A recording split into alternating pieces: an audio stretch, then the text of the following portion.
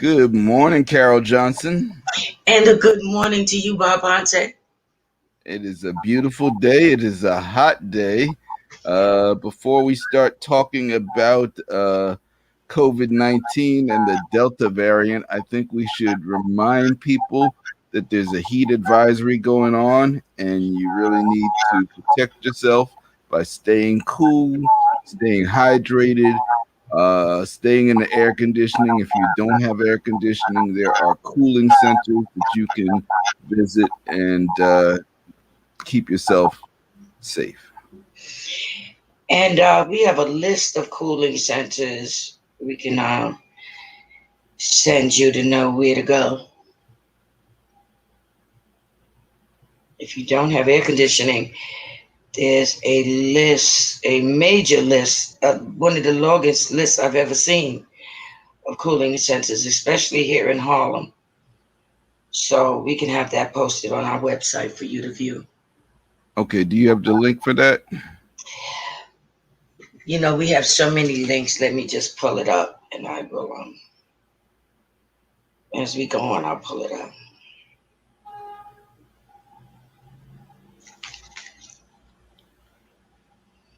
So while you're looking for that, I want to start talking about this Delta variant.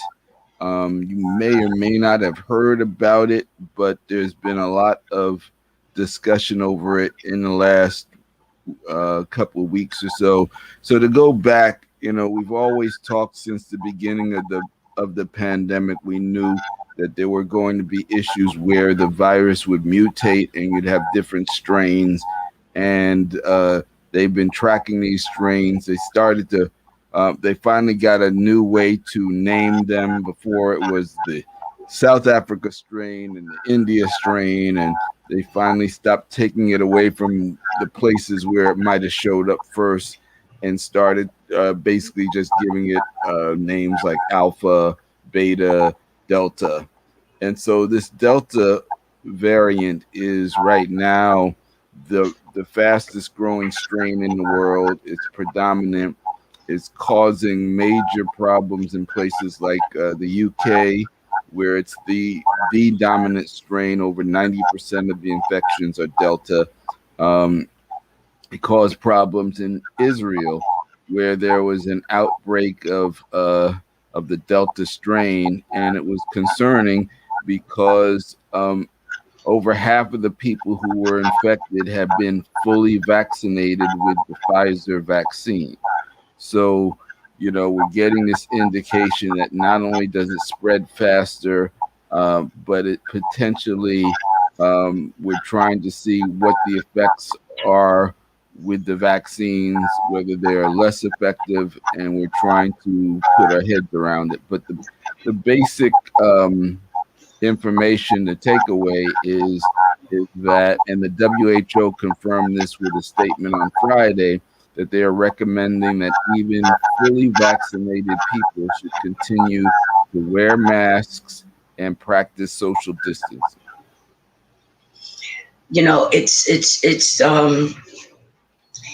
It's just odd how the city is opening, and of course it's almost opening to full capacity, and people are still saying this thing is over. That's all I'm hearing. It's over. It's over. It's not over. And we can very well see something even more vicious than what we saw before with the strain if we're not careful. Right. Because what the last report I saw here in New York, 72% of the new infections are the Delta strain. Last month it was like 40, 45%. The month before that it was like 20 something percent. So every month it seems like there's another 20 or so percent added on to the people who's getting infected by that particular strain. And with each strain, different things come. So you can't really look at this one the way we looked at Corona-19. They're part of the same family, but they're cousins. Yeah. Now, this might be a second cousin, a third cousin. It might be three times removed. But This is one, the cousin that you really didn't want to invite. You know, that one where you say, "Don't tell Ray Ray we're getting together." It's like Ray Ray got everybody, this fight. Ray Ray shows up, and everybody's like, "Who told Ray Ray about the barbecue?" You know, every time Ray Ray comes up, it's a mess. You know, and you weren't supposed to tell Ray Ray. Wasn't So, supposed to tell him. But yeah. Ray Ray is here. Now you have to deal with him. Right. You But know, on the serious tip, part of the problem we have seen is mixed messaging about this, or sometimes no messaging at all. So, um, you know, President Biden has made a statement about Delta variant. Fauci's talked about it. The WHO has talked about it. I checked the governor's website to see what Governor Cuomo had to say about it. Here's what Governor Cuomo had to say about Delta variant.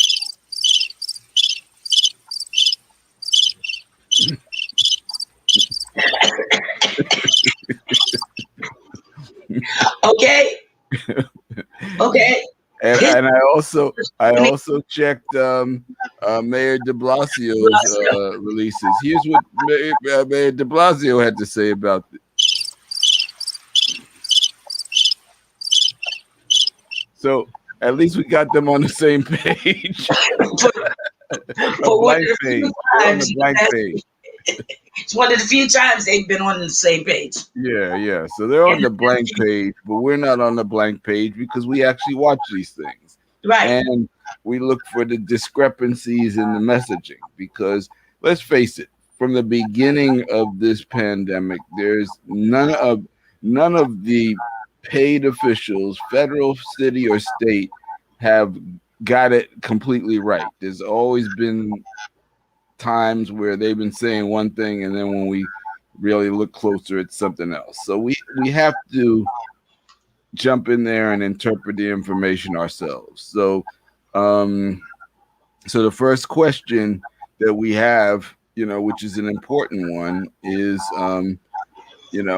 how do these vaccines perform? How are the vaccines effective against the Delta variant? And the first clue from this Israel situation is that, Pfizer, which has been acknowledged as the most effective of all the vaccines and all the studies that we've seen saying that it's still 92 or 93% effective even against the variants. But the information coming out of Israel, which is they have very high vaccination rates in Israel, and they're also very, very good at data collection. And so, for them to have an outbreak where 50% of the people who got it were fully vaccinated with Pfizer, that's concerning. And so, we need to see more data, not just on Pfizer, but on all of the vaccines.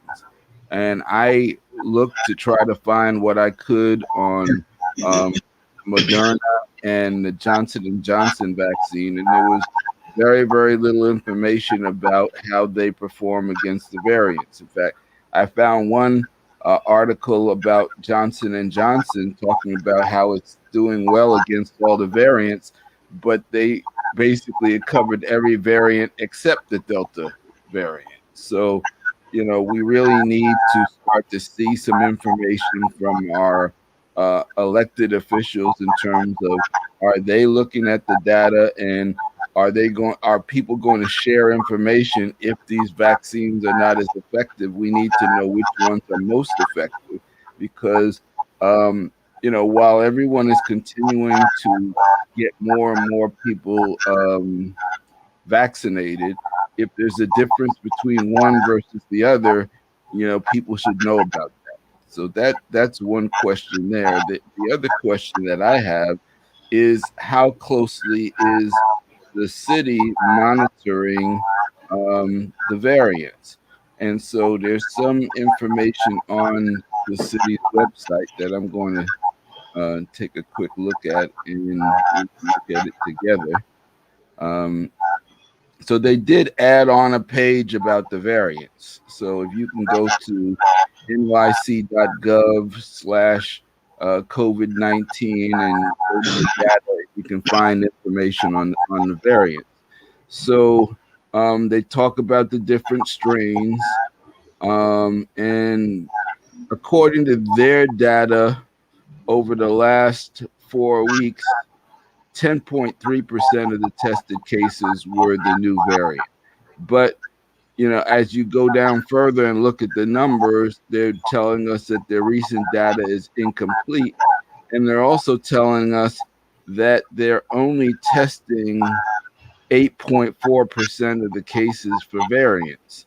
So it seems to me that if everyone is sounding the alarm that this is the most important variant that we've seen since the beginning of this process, that it would make sense for our agencies to basically step up their surveillance of the variants, and so that we would have better information about where it is, and is it in our communities, and if so, which communities is it spreading faster. So I think we really need to start to see better information from our agencies about the variants. Yeah, that's the main problem that we're not seeing. We had the by zip code, by community Mm-hmm. numbers, and now we're not really seeing anything. Mm-hmm. And we know throughout this entire process that the data collection was very shabby. Yes. People they didn't know how many cases one hospital had from another hospital, how many Mm-hmm. deaths. They just, I don't know, it's just kind of like just drifted into the ionosphere somewhere. The numbers, they never collected them. There was no metric where everything was just being placed. It was sort of left on the hospitals to report these numbers. And then uh, the governor was saying that they didn't know if you could even trust the numbers. We had to depend on what they told us. Mm-hmm. So you would think that we would learn from our mistakes. But again, now Right. we are again, the numbers are rising. We know where they rose the first time. And this is something very important to remember. Mm-hmm. We know where the numbers rose. Right. Take a good look at Bob and I. Mm-hmm. If you look like us, your numbers rose rapidly, your deaths rose rapidly. A lot of those deaths and cases were not even reported. Mm-hmm. And so, if the numbers are rising again, and you're out in your community and you're seeing masses of people still gathering without masks, not socially distancing, you should probably want to be a part of that from a distance, you know, because if we don't know how the variants are rising, you can believe. Take another good look at us. If you look like us, you can pretty much believe right now that those numbers are going to rise in our communities first. So we need to be more vigilant than we were before and not get so comfortable as all of these articles are letting us know because we're fully vaccinated. And just to give people perspective on this Delta variant relative to, um, first of all, it's 40% more transmissible than the Alpha variant, which was the first big variant of concern they had. But that Alpha variant was 50% more transmissible than the original one that we got from last year. So this variant is like 100% faster and more transmissible than what we got last year when we got slammed. So that's why we're kind of raising the alarm on this, and because of the lag in information, lag in the way it spreads asymptomatically. So there's always a lag between noticing, and then there's a lag between the collecting of information. And so by the time you recognize that it's really in full swing, it's too late. It's already all around you. And that's why, you know, we're back to the recommendations, you know, that, and I'm not sure why the CDC has not backed off from what they've said, because the WHO has gone out globally and said even fully vaccinated people should continue to wear masks and social distance. You know, we understand that there is a push to open things up, you know, open up the economy, and we understand that. And we understand that there's more herd immunity because vaccination rates have gone up. But it doesn't mean that we don't want to continue practicing things, because the bottom line is, if we have another outbreak of reinfections, you know, whether you close your eyes to it or not, it's still going to happen. So if we could prevent it by continuing to follow protocols, it makes a lot of sense. But one thing that we definitely need, we need better information from everybody involved. You know? Yeah, I saw an interview with Dr. Fauci on MSNBC, and this is about 3 weeks ago. And he was saying then that if we're not careful, October, I don't know why in particular October was the time, he said, but in October we can see a rapid climb in this thing again, like we saw. Mm-hmm. Mm-hmm. So I don't know what else to say to people in terms of the importance of this. And no one's saying not to have fun, but we still got to do it with precautions. Yep. So that's really, you know, that's the main thing we wanted to bring to people's attention. Share this information. If you put the masks away, go back and pull them out. Continue to social distance. Continue to wash your hands. Yes. And we have the cooling center information Mhm. available in the email. Okay, let me get that.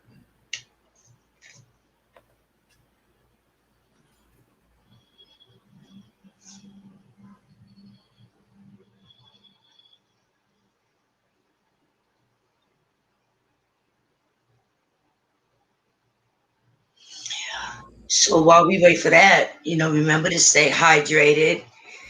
Take that bottle of water with you. Take an extra bottle if you have to, and go out and get some of that natural vitamin D and sit in the park and have some lunch with your friends.